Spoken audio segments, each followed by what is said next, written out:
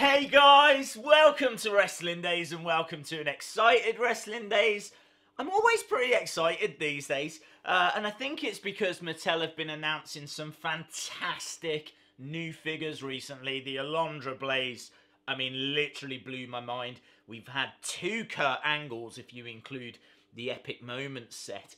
There's Miz, Finn Balor. We're going to talk about some of them a little bit more because we now know what is going to make up Elite Series 59, and a lot of the figures that were shown are in that series. There's another big announcement as well, though. We've not seen the figure yet, but Ringside Collectibles have come out and said that they are going to have an exclusive figure, and it is King of the Ring 1993 Bret the Hitman Hart. This is so cool. Bret the Hitman Hart, obviously an absolute legend.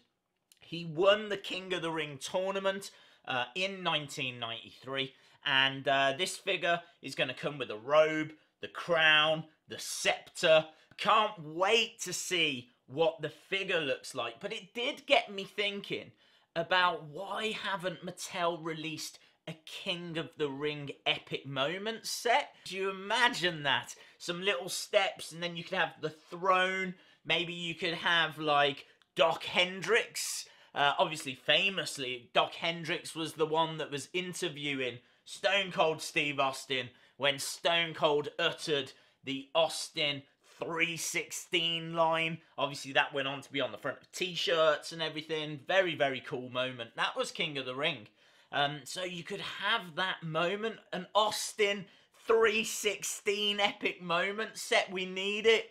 I wonder if they're kind of teasing that that's coming by giving us this Bret Hart with the crown and the scepter and the robe. I don't know. Maybe I'm reading too much into it, but I would love that Epic Moments. So let's have a look at Elite Series 59. These are the 6 figures that are going to make up that series. First of all, we have got Kurt Angle. I think this is the figure that most people are excited about. Comes with medals, comes with the jacket. This is his WrestleMania 19 attire when he went up against Brock Lesnar. Obviously, the WWE Undisputed Championship was on the line. I think this match probably famously is remembered as the botch that Brock did. It was his shooting star press, which he just got completely wrong. It was borderline dangerous, but a fantastic figure. Really is this Team Angle figure. Absolutely brilliant.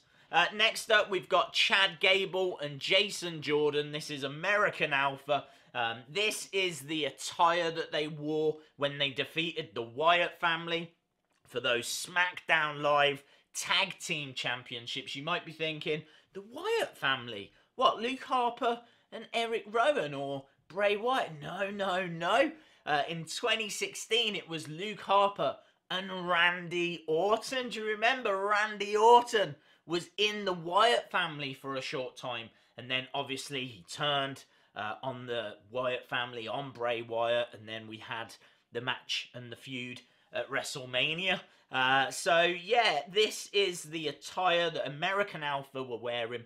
Obviously, both figures come with those SmackDown Live Tag Team Championships. We have had those before, so it's still cool though. It's always cool to get belts, and I like this attire as well. It's a little bit more colourful than what we've seen in the past.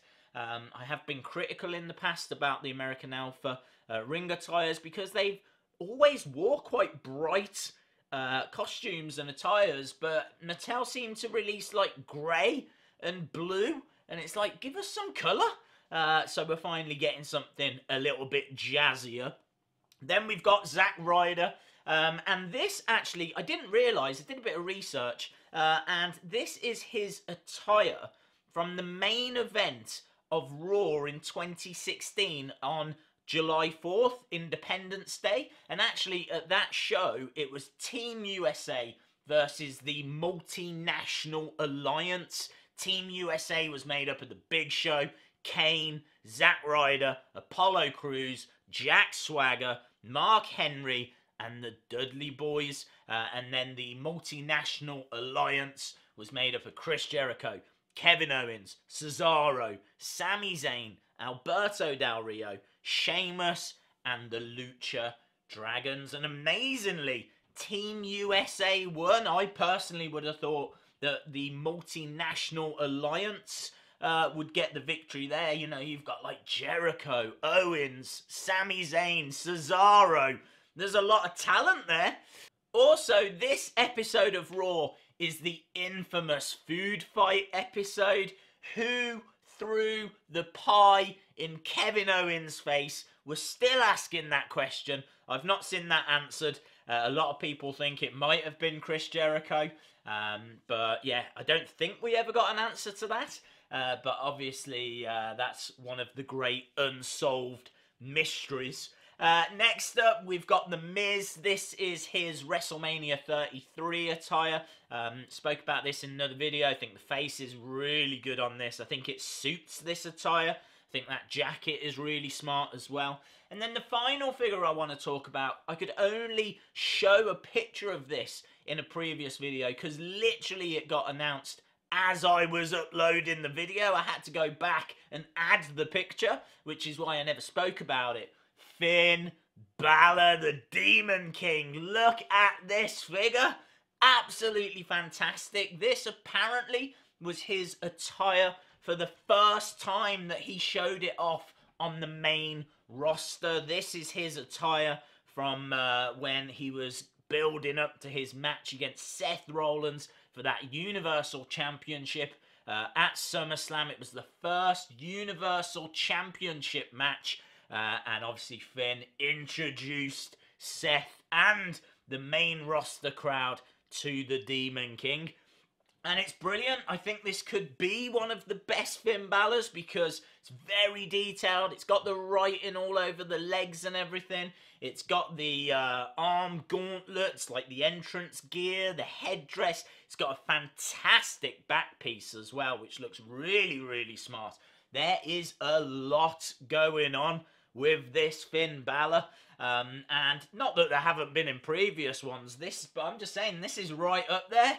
Don't think this is an afterthought of a figure. This is absolutely fantastic and kind of important in a way because this was what he looked like the first time he was seen on that main roster. This is the debut, if you will, of the Demon King to the main roster. So yeah, awesome. And it doesn't stop there. More figures are going to be shown this weekend, guys, because we now move on to the Vegas Toy Convention, and Mattel surely are going to have a few more things up their sleeves. So we totally covered everything from the New York Toy Fair. We will totally cover everything from the Vegas Toy Convention.